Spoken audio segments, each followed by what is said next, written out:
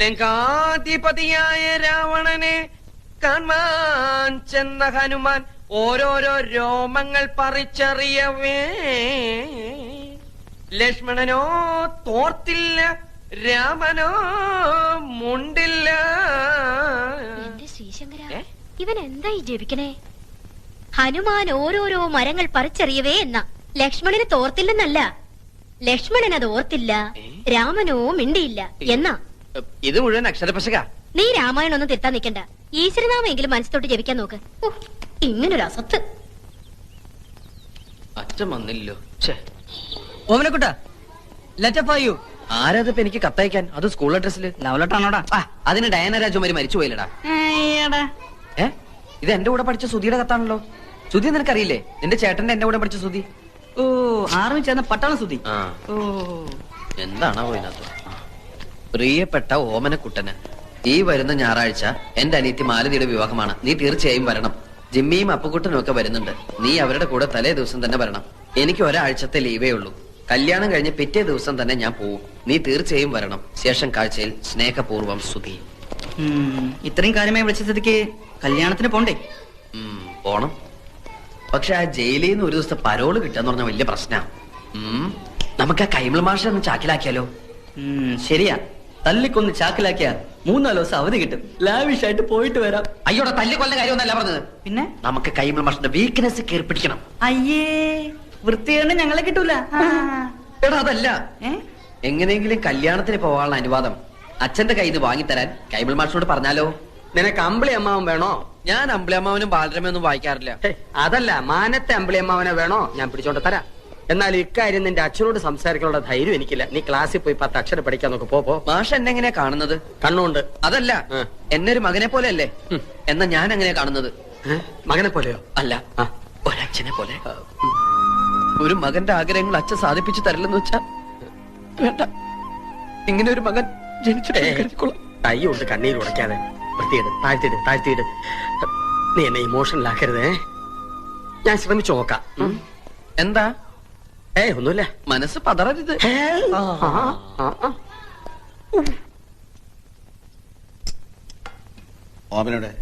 അവന് വേണ്ടെന്ന്. മര്യാദയ്ക്ക് വന്ന് തിന്നിട്ട് വയ്ക്കോ.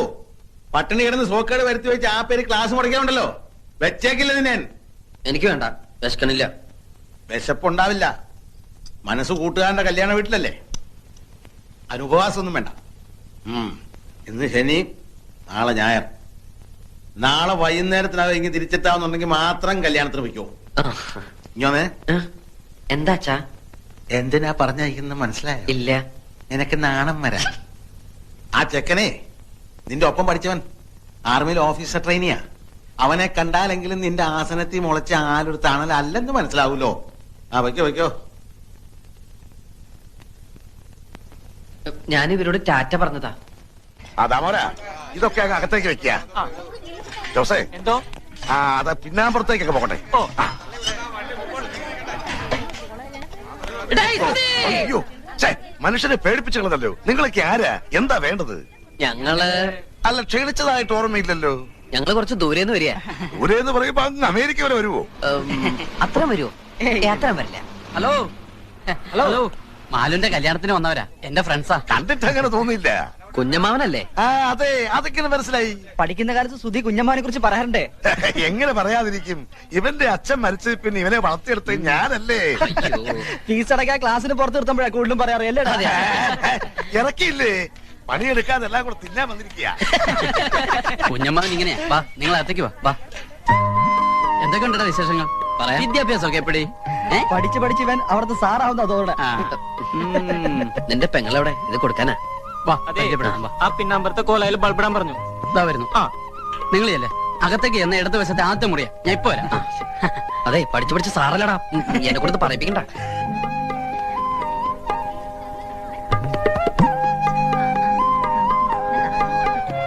കേരടാ. നമ്മളിപ്പോ കേറി ആകെ ചളാവും. എന്നെങ്കിലതാ ഞാൻ കൊടുക്കാം. വേണ്ട, നമുക്ക് പിന്നെ കൊടുക്കാം. വാ.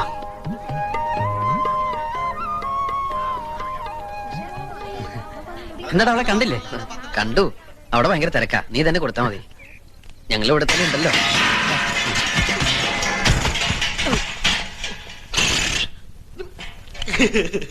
ഇത് തന്തപ്പടി കാണണ്ട. അയ്യോ പരമദ്രോ എല്ലാം നശിപ്പിച്ചു. എന്തിനാണ് നീ ഇതിനകത്ത് തലയിട്ടത്? ശർക്കര വരട്ടി എന്നെ കാണാണ്ട് ഇതിന്റെ അടിയിൽ ഒളിപ്പിച്ചു വെച്ചാ ഞാനത് മാത്രമേ എടുത്തോളൂ. അപ്പോഴേക്ക് ഇതെല്ലാം കൂടി എന്റെ തലയിൽ പടപടാന്ന് പറഞ്ഞു വീണു. എടാ സുധി, ഇവനെ പിടിച്ചോണ്ട് പോയി പറമ്പിൽ വല്ല മരത്തിൽ തളച്ചിട്. തളച്ചിടാൻ ഞാൻ എന്താ വല്ല ആനയിലിടൂ തന്റെ. പറയുന്നു കുരുത്തകെട്ടവൻ. കാര്യണ്ട അച്ചുട്ടി, ശർക്കര റൊട്ടി വേണമെങ്കിൽ എന്നോട് പറയായിരുന്നില്ലേ? കുഞ്ഞമ്മാന്റെ മോനാ. അല്ല, അപ്പൊ ഇതെന്റെ തന്തയാ. അച്ചുട്ടി, ഇതൊക്കെ എന്റെ കൂട്ടുകാരാ. ഹലോ, ഇവിടെ ഇടൂ. ഏയ് ഇവിടെ ഇടുവല്ല, ഹൗഡി ഇടൂ. എവിടെയായാലും നമുക്ക് ഇട്ടാൻ പോരെ. ഇതല്ല ഞാനും പിട്ടതാ. അല്ലേ, ഒന്ന് നന്നായി ഊതിക്കോട്ടോ. അതിന്റെ ഉള്ളിൽ വല്ല പാറ്റ പഴുതര പൊക്കോട്ടെ. ആ ചായയുടെ അസുഖം അങ്ങോട്ട് മാറട്ടെ.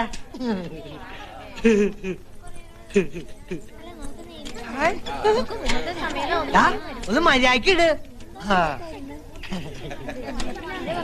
അതെ, അതിനകത്ത് തിളച്ചിരിക്കുന്ന പച്ചവെള്ളമല്ല, പനിനീരാ. വില ഇത്തിരി ജാസ്തിയാ. ഒരു ഒഴിക്ക എന്താ ധാരയാ. കണ്ട ഞാൻ കുത്തുട്ടോ. ഓഹോ, ഇവന് ഇളകാതിരുന്നാ മതിയായിരുന്നു. ആരാ ഇവനെ ഒന്ന് ശ്രദ്ധിക്കുക എന്റെ ഉത്തരാളി അമ്മേ. ആഹാ, അപ്പൊ ഞാൻ അറിയണ്ട് വേറെ അമ്മ ഉണ്ടല്ലേ.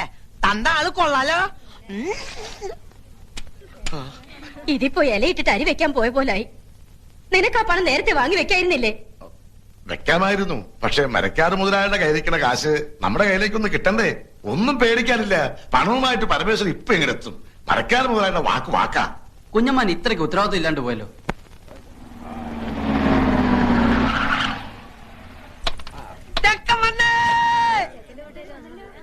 ആ, പരമേശ്വരൻ വന്നൂലോ. ഇങ്ങ് വന്നേ. മരക്കാര് മുതലാളി നമ്മളെ ചതിച്ചു. കാശ് റെഡി ആയിട്ടില്ല. അയാള് വിചാരിച്ചെന്ന് തരാൻ പറ്റില്ലാത്രേ. അടുത്ത ആഴ്ച തരാന്നാ പറയുന്നത്. ഈശ്വര, ചതിച്ചോ? ഇനിയിപ്പൊ എന്താ ചെയ്യാ? ഹലോ, ചെക്കനാണല്ലേ? ഞാൻ പെണ്ണിന്റെ മുറച്ചെറുക്കനാ. പണ്ട് എനിക്ക് കെട്ടിച്ചേരാന്ന് പറഞ്ഞതാ. വലുതായപ്പോ എന്നെ പറ്റിച്ചു. നല്ല പെണ്ണാ, പക്ഷെ എന്റെ അത്ര ബുദ്ധിയില്ല. നീ എടുത്തോ, പക്ഷെ ഇടയ്ക്ക് എന്തിനൊക്കെ മേടിച്ചു കൊടുക്കണട്ടാ. ഈ മണ്ടർ ഒന്ന് കുളവാക്കുമെന്നാ തോന്നേ. ആ സുധീത് എവിടെ പോയി കിടക്കാ? നീ ഒന്ന് പോയി വിളിച്ചേ. ഏടത്തെ ഇങ്ങനെ തുലാവെള്ളത്തിന്റെ വെപ്രാളം കാണിക്കാണ്ട് മാലുവിന്റെ അടുത്ത് പോയിരിക്കുക. സുധി, ചെറുക്കനും പറഞ്ഞ് നിന്നെ കത്ത് മുറ്റത്ത് നിൽക്കുക. ആ, നീ അങ്ങോട്ടേക്ക് ചെല്ലേ.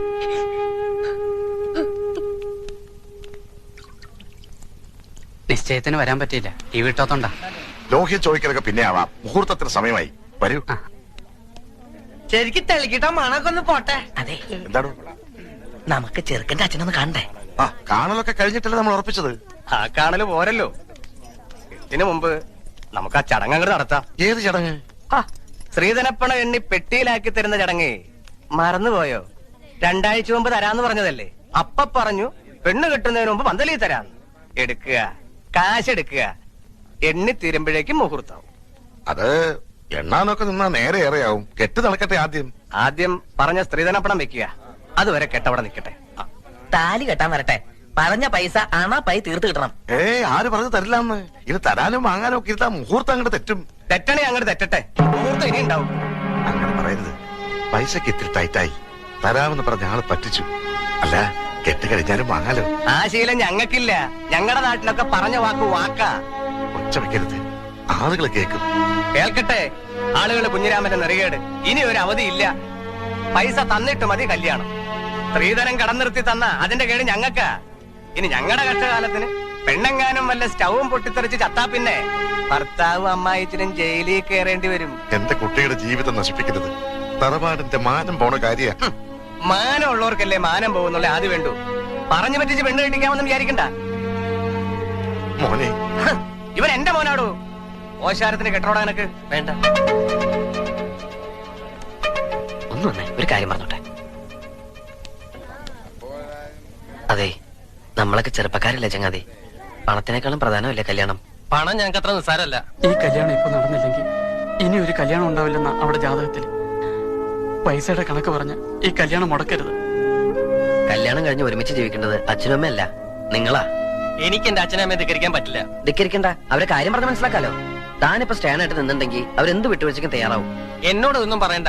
എന്തായാലും അച്ഛന്റെ തീരുമാനം വലുത്. എടോ, താനൊക്കെ ഒരാണാണോ? മൂക്കിന്റെ തല മീശം വെച്ച് നടക്കണു. ആണുങ്ങളായാലേ കുറച്ചൊക്കെ നട്ടല് വേണം. അല്ല താനാരാ? താൻ എത്ര വലിയ ആണാണെങ്കിൽ താൻ പോയി കെട്ടറോ. ആ തന്റെ സ്ഥാനത്ത് ഞാനായിരുന്നു ഞാൻ കെട്ടിയനെ. എങ്കിൽ താൻ കെട്ടറോ. ആ ഞാൻ കെട്ടും.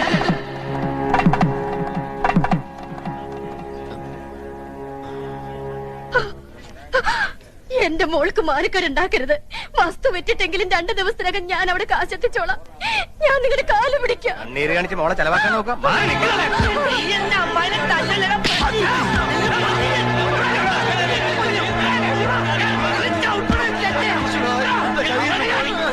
കയ്യിന്നല്ല ഈ ചെക്കൻ നമ്മൾ തലേന്ന് പോയി തണ്ടേ ഓരോ ചെറ്റേ.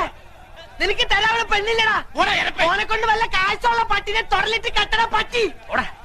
ഇനി ഇവിടത്തെ പെണ്ണിനെ കെട്ടാൻ ഞങ്ങളുടെ പട്ടി വരും. എന്താടാ നോക്കിയിരിക്കണത്? വിളിച്ചിരിക്കാണ്ട് വാടാ. പോവാണോ? നമുക്ക് കാര്യങ്ങൾ പറഞ്ഞു തീർക്കാം. വിടറോ. ഇനി എന്ത് പറഞ്ഞു തീർക്കാൻ? പറഞ്ഞു തീർത്തോളം മതി.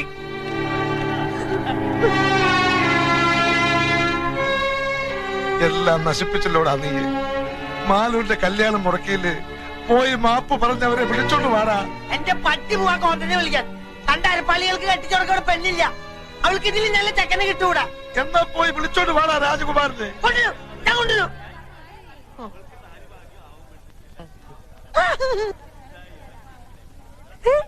രാജകുമാരാ,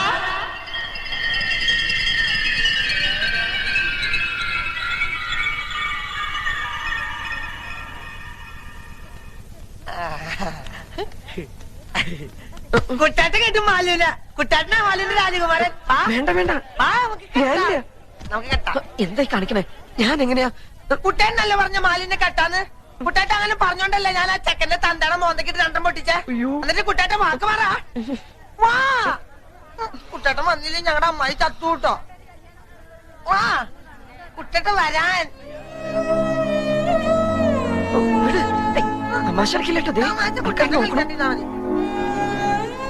കൂട്ടുകാരന്റെയും അവന്റെ തറവാടിന്റെയും മാനവും ഒരു പെൺകുട്ടിയുടെ ജീവിതം ഇപ്പൊ നിന്റെ കയ്യിലാ.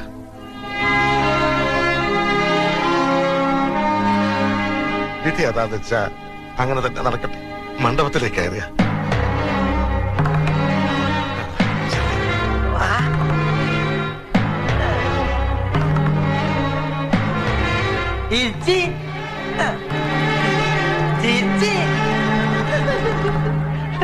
ചക്കര തരുന്ന ചക്കര തരും.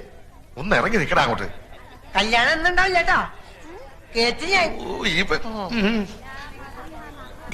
ഒന്നിങ്ങി വന്നേ. എന്താ നിങ്ങൾ എന്തായി കാട്ടണേ? മിണ്ടി പോകരുത്. കാരണവന്മാർ ചെയ്തു വെച്ച സുഹൃതം അതാ മന്ദബുദ്ധിക്ക് ഇപ്പൊ ഇങ്ങനെ ബുദ്ധി നോക്കിയത്. ആ ഓമനക്കുട്ടന് ബോധോദയം വരുന്നതിന് മുമ്പ് കാര്യങ്ങൾ നടക്കട്ടെ. ആ മുഹൂർത്തായി പെണ്ണിനെ നിൽക്കുക. മേളം തുടങ്ങിക്കോട്ടെ.